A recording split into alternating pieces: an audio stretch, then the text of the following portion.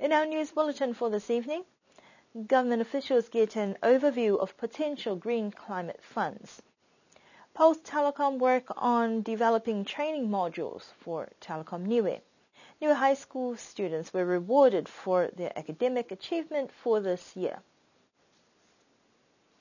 Government have been given an overview of what it will take to access green climate funds in a consultation held yesterday. The Green Climate Fund is a fund that was founded within the United Nations Framework Convention on Climate Change as a mechanism to assist developing countries in adaptation and mitigation practices. Coral Pasisi is the Green Climate Fund Regional Advisor for the Pacific, who was able to facilitate the session to raise awareness about the funds and processes. The GCF is the single largest global climate change fund available, where the aim is to have $100 billion per year to be dispersed to developing countries. 50% of those funds are supposed to go to adaptation and 50% to mitigation. So in the past, global funds have kind of favored mitigation because their objectives really are to bring down greenhouse gas and have this global environmental benefit. Whereas this fund has to look at 50% adaptation, so it helps our countries adapt to the climate change that we're already locked into. And so for small island developing states who don't contribute significantly to climate change but are significantly affected by it, that's a big win. 50% of that adaptation funds has to go, at least 50% has to go to the most vulnerable countries like SIDS, of which all of our countries qualify. So the potential for resources is very significant. In regards to the sectors that are covered, there are 8 strategic focus areas within mitigation and adaptation. And so it really broadly can cover nearly everything related to that will be affected by climate change, including people's livelihoods and their health, to big infrastructure and renewable energies and things like that, agriculture, forestry, fisheries. Everything is going to be impacted by climate change in some way or another. And so the fund definitely will cover pretty much every climate change need. And then we have a number of other criteria that we look at in considering proposals and whether they have multiple benefits. And so that always registers well. So if there's development benefits as well, that's a big win-win. So if you switch to renewable energy, for example, and you're able to cover more people with access to energy as well as bring the cost of energy down, that's an environmental win as well as a development win. And also to help alleviate poverty where people are already finding life difficult. If climate finance can have the dual effect of lifting them above poverty, that will be great. And there is a particular focus on this fund on gender equality and engaging youth. Niue has done extensive work on climate change awareness over the years and filing reports to meet its obligations as a party to the UNFCCC Convention. By clarifying what GCF is and what assistance is available, that will help shape any potential projects that will be determined by the National Designated Authority. Only accredited entities to the fund can access the resources directly, and so Niue has to partner with an accredited entity to be able to access those funds. So that includes, for our region, people like UNDP, UNEP, SPREP, and other agencies that are becoming accredited. One of the unique features, though, of the fund is that you can get direct access if you accredit as well. And so I understand from the newest National Designated Authority, which is the Ministry of Finance, that they, in the long term, want to explore the opportunities and the potential of Niue becoming the government possibly becoming accredited so that they can access those funds directly rather than having to go through, one of the intermediaries. Yeah, so I think Niue's, you have such competent people in Niue. There's no doubt in my mind, having worked across the region, that you have the caliber of people necessary to manage these projects.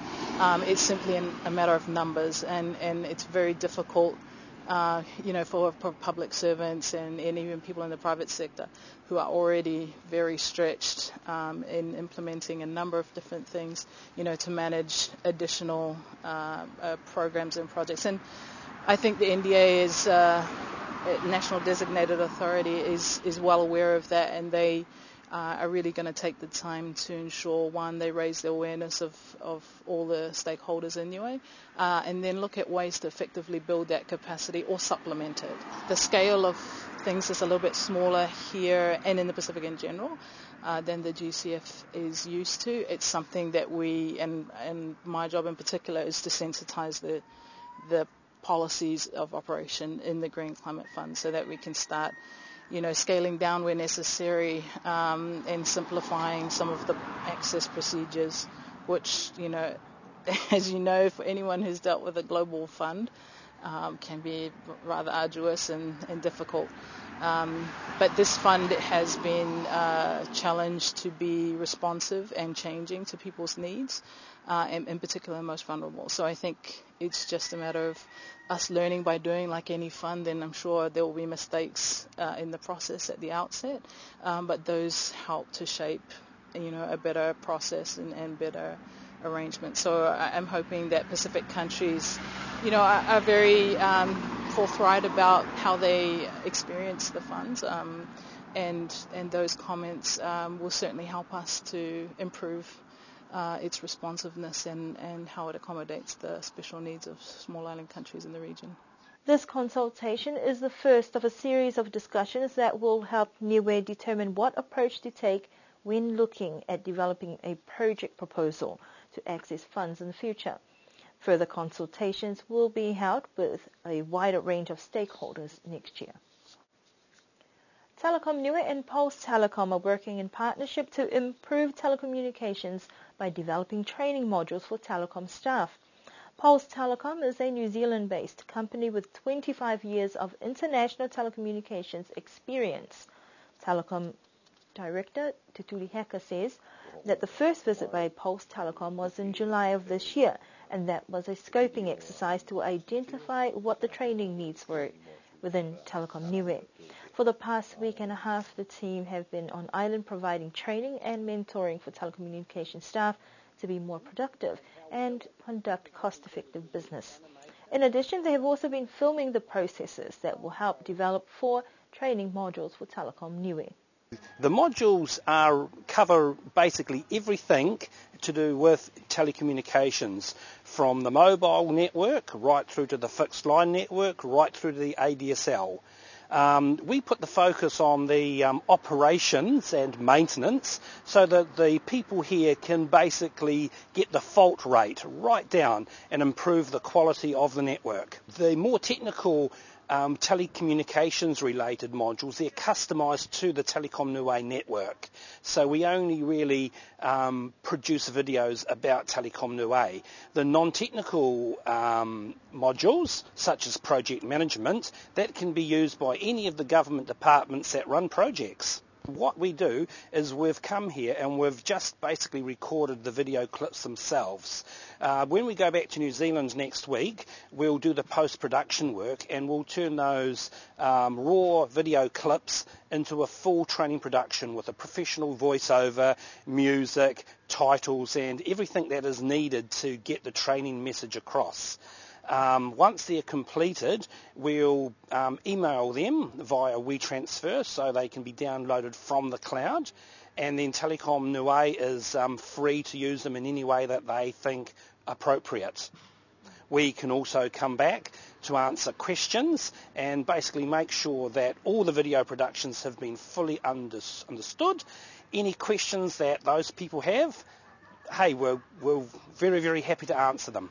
This opens up an opportunity to identify other departments on the island who may have similar training requirements, and the training materials will have benefits not only for staff but the services provided to people. The people of Telecom Niue, the actual technical people, have been very, very positive towards it. I think that they realise that there's a big value of actually understanding the equipment.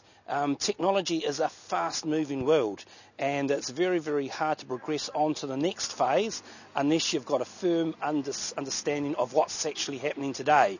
And we're delighted to help Telecom Niue basically go through that journey. And we really look forward to continuing working with Telecom Niue and to basically get a future-proof, robust network here. If any of the customers that are connected to Telecom Niue have any technical issues, they should report them. We're training the people here to be able to resolve those issues as soon as possible. Everybody should see a remarkable improvement over the next few months. Telecom Niue are expecting that the video-based training materials will be ready by March next year. Niue High School held its Prizegiving last Friday. The annual event held at the end of every academic year drew a decent crowd of parents and families to witness the achievements of students throughout the year. The multi-purpose hall may not have been packed, but all who were there got to witness the joys of the recipients who received top prizes in their classes. What was more enjoyable was the concept of past years of rewarding only the first, second and third place getters in class. Now there is a reward for every subject undertaken by students, and that was more rewarding before the actual overall winner was announced. Also evident was the individual sponsors of the prizes, which varied from private sector to government departments and families who donated prizes. The 4-hour presentation included speeches from the school principal, Mr. Charles Ioane, and the Minister of Education, Minister Pogotoa Sipeli, and the guest speaker was a former Niue High School student, Dr. Waimanupulu, who spent a few long years studying medicine overseas and is now a doctor at the Niue Full Hospital. His was an inspirational speech about his journey from Niue High School to medical school in Fiji and now back to his homeland serving his community. But the top scholars and recipients for years 7 to 13, Year 7 scholar went to Kaira Poihianga, Year 8, Chloe Ioane, Year 9, Emu Mangtungia, Year 10, Shiloh Pasisi, Year 11, Maravinas Yohane. For Year 12, that went to Tavili Pavihi, and the Ducks for Year 13 went to Isabella Fuhiniu.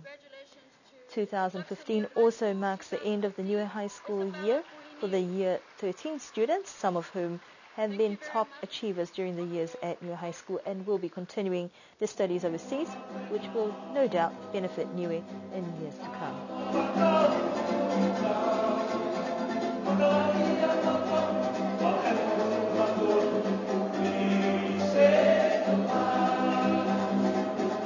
That concludes our news bulletin for this evening.